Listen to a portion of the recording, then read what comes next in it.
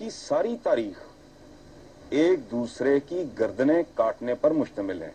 यहाँ मैं एक बात की वजाहत में अक्सर करता हूँ कि भाई जब तारीख को देखो तो बगैर तस्सुब के देखो। आप लोग अगर तारीख को मस्क करेंगे, तारीख का कुछ नहीं बिगड़ेगा, वो आपको मस्क कर देगी। बगैर तस्सुब से देखने का नतीजा ये है कि आप दुरुस्त नताइज पे पहुंचेंगे और फिर शायद आप उसको रेक्टिफाई करने का भी सोच सकें। प्रोग्राम फ़कीर पाकिस्तान के मेज़बान अरशद काज़मी का आप सबको सलाम। मेरे आज के मेहमान जनाब अली अब्बास ताज और अकमल अब्बासी साहब हैं, जो कि यहाँ के मशहूर सोशल वर्कर हैं।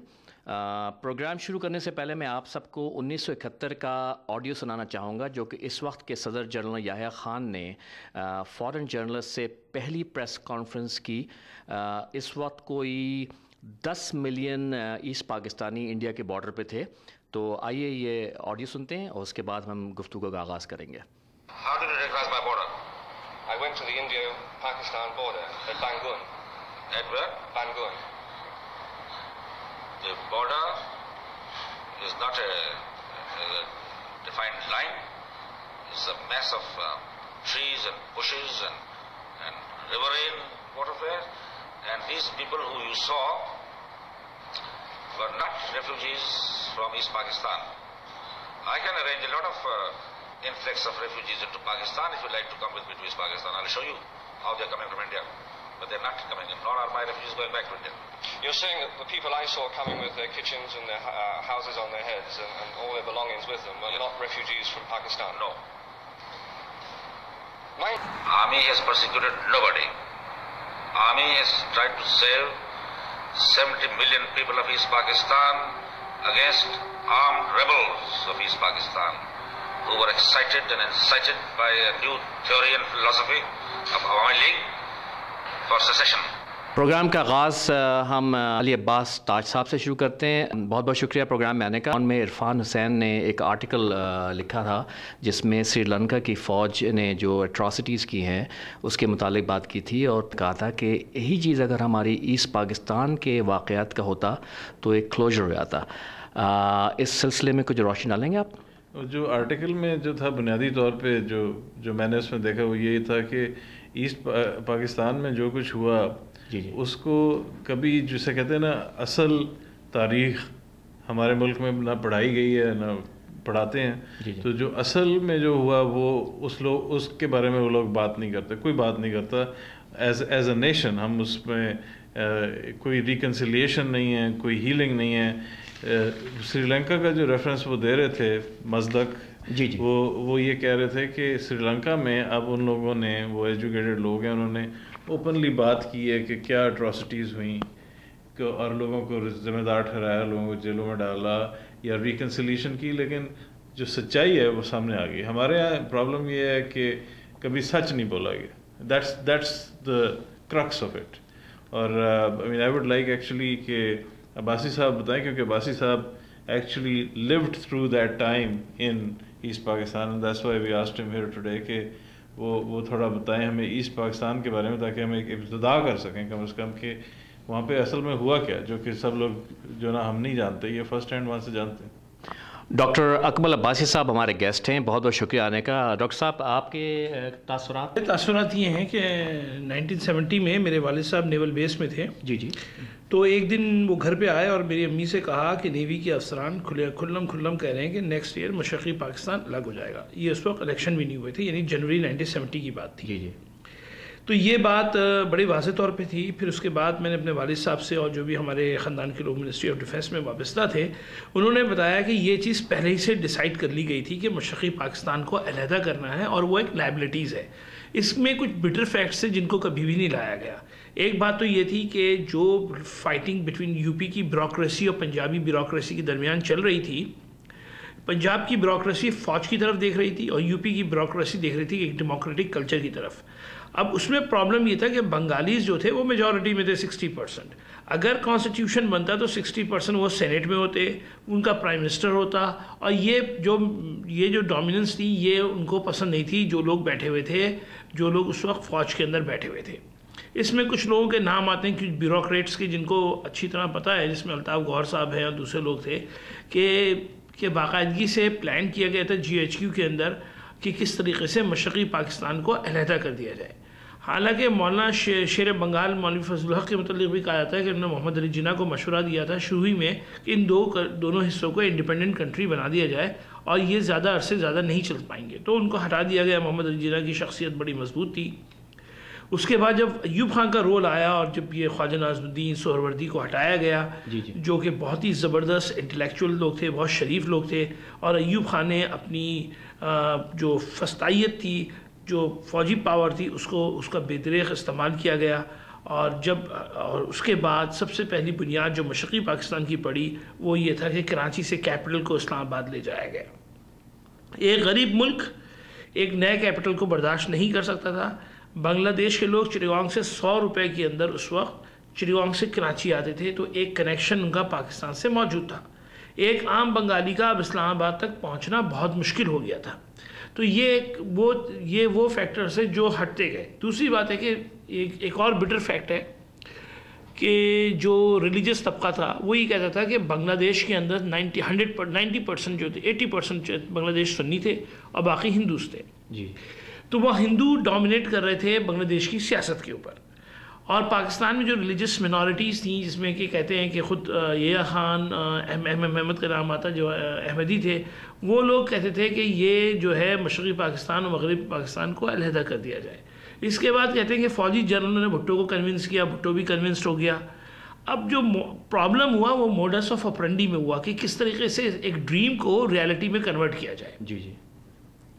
کوئی کھلے عام نہیں کہنا چاہتا تھا.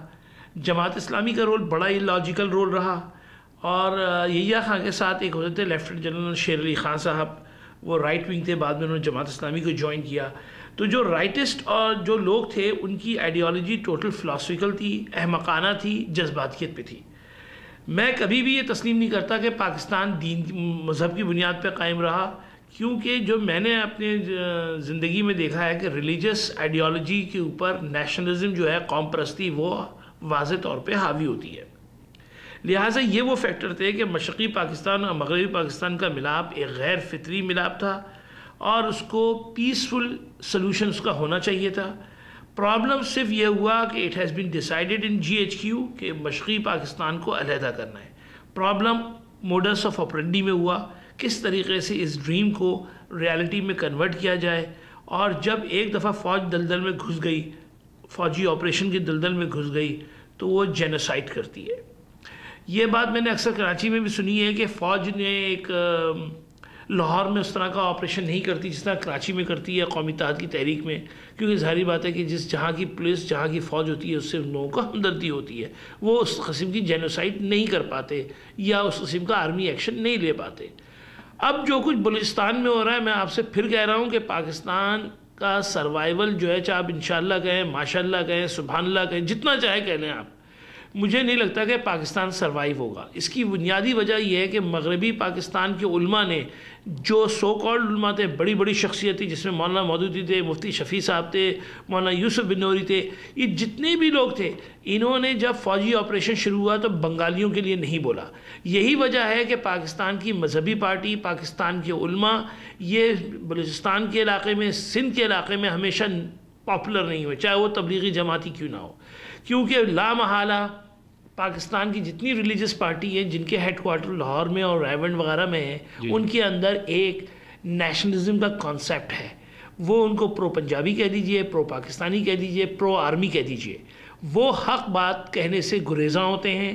بلکہ میں کہوں گا جب بنگلہ دیش میں بنگالیوں کو مارا جا رہا تھا تو ہمارے سارے علماء انہوں نے پاکستانی فوج کو ہاتھ پھیرا اور مارو بنگالیوں کو، نہتے ہیں ان کو مارو.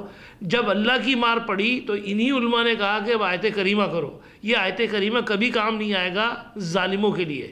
لہٰذا یہ بات ہم اپنے ذہنوں سے نکال دیں کہ کوئی ہر شخص کے حق ہیں، چاہے وہ کسی بھی فرقے سے تعلق ہو، کسی قوم کا ہو، وہ اللہ کا بندہ ہے، انسان کی مخلوق ہے، چاہے وہ 6 فٹ کا ہو، چاہے 4 فٹ کا ہو، چاہے کالا ہو یا بالکل سفید ہو.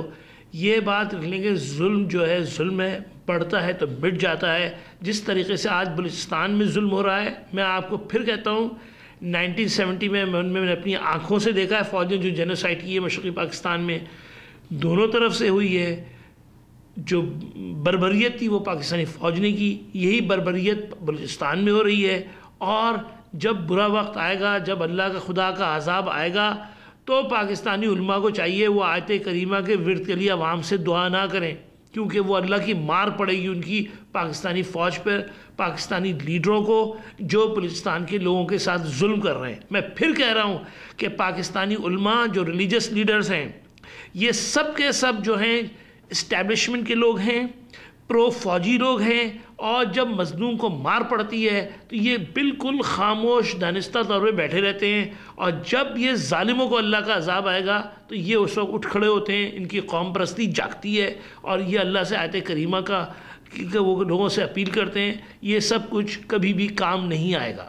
میرے خیال میں بڑی سخت بات کی انہوں نے، لیکن یہ ہے کہ مطلب وہ جیسے کہتے ہیں نا کہ اس کو نکلنا مشکل ہو رہا ہے. جی کہ یہ حالات رہے تو پاکستان نہیں رہے گا، اور ظاہر پہلے آدھا پاکستان چلا گیا، اور آدھا جانے والا ہے، تو پھر کیا بچ جائے گا. مطلب یہ ہے تو بڑی سخت بات، لیکن بات ہے سچائی کی. اور بات یہی ہے کہ جب تک آپ کی جو سب سے کمزور مائنورٹی ہے اس کے لیے نہیں کھڑے ہوتے، سب سے جو مظلوم اور سب سے جو بے کس مائنورٹی ہے اس کے لیے آپ نہیں کھڑے ہوتے، تو آپ اگلے دن آپ کٹتے جائیں گے. پہلے آپ نے بنگالیوں کو جو اتنی بڑی، خیر وہ تو ایک جو یہ گزارش کر رہے ہیں فرما رہے ہیں کہ صحیح ہے، شیر بنگال نے بھی یہ کہا پہلے کہ وہ تو ایک بڑی ڈفرینٹ، یعنی کہ ایک یونیک سچویشن تھی کہ بنگلہ دیش ہزاروں میل دور اور سارا کچھ، ایک وہ فیکٹر بھی ہے جو کہ، لیکن جو بیسک بات ہے وہ تو وہی ہے کہ اگر آپ کسی کو اس کا حق نہیں دیتے اور ظلم پہ ظلم کرتے ہیں تو برا وقت آئے گا. تو یہ کیا وجہ ہے کہ پاکستانیوں کی اویئرنیس نہیں ہے اتنی زیادہ کہ بلوچستان میں جو ہو رہا ہے، روزانہ آرٹیکلز آ رہے ہیں، صرف پڑھے لکھے لوگ جو ہے اس کو پوائنٹ آؤٹ کر رہے ہیں، عام لوگوں میں یہ تعصب کیوں نہیں دیا جا رہا ہے کہ فوج ظلم کر رہی ہے؟ میرا خیال ہے کہ سب سے بڑی بات یہ ہے کہ جو عام لوگ ہیں وہ تقریباً 75% جو ہیں وہ غربت کی لکیر سے نیچے رہے ہیں. ان کے پاس کوئی ایکسیس ٹو میڈیا نہیں ہے، ان کے پاس پڑھنے لکھنے کی قابلیت نہیں ہے. اب اس پروگرام کا مقصد یہی ہونا چاہیے کہ ہم آسان اردو میں بات کریں اور لوگوں کو بتائیں کہ جو ظلم پاکستانی فوج نے، پاکستانی پولیٹیشنز نے، یا پاکستانی جو فیوڈل ایلیٹ ہے، خصوصاً پنجابی ایلیٹ، انہوں نے جو ظلم کیے بنگلہ دیش میں، اس کی وجہ سے بنگلہ دیش بنا، جو کہ جیسے فرمایا عباس صاحب نے شاید ویسے بھی بننا تھا، لیکن جس طریقے سے بنا وہ بہت خراب تھا. تو اب وہی طریقے جو ہیں وہ آزمائے جا رہے ہیں بلوچستان میں، اور ہم سب کا فرض ہے جو کہ مڈل کلاس ہے پاکستان کی، یا جو ایکسپیٹریٹ کلاس ہے، جو کہ پاکستان کو اس وقت چلائی ایکسپیٹریٹ کلاس ہے. مطلب ہو سکتا ہے کہ پاکستانیوں کو یا پاکستانی ایلیٹ کو یہ بات اچھی نہ لگے، لیکن پاکستان کی جو ساری ارننگ ہے وہ فارن ریمیٹنسز سے آتی ہے، اور ہم لوگ بے شک پاکستان سے باہر رہتے ہیں لیکن ہم پاکستان کے لیے درد رکھتے ہیں. اور ہمارا بھی ذمہ داری ہے، پاکستانی مڈل کلاس کی بھی ذمہ داری ہے کہ آسان الفاظ میں لوگوں کو یہ بتائیں، اس بات سے بار بار کریں کہ اگر یہ جو ظلم ہو رہا ہے نہ صرف بلوچستان میں بلکہ اور ناردرن ایریاز میں، فاٹا میں، پارا چنار میں، جو کچلے جا رہے ہیں، جو کمزور لوگ ہیں، جو بےکس لوگ ہیں، جو نہتے لوگ ہیں، ان کے لیے لوگ نہیں کھڑے ہوتے تو عذاب آئے گا.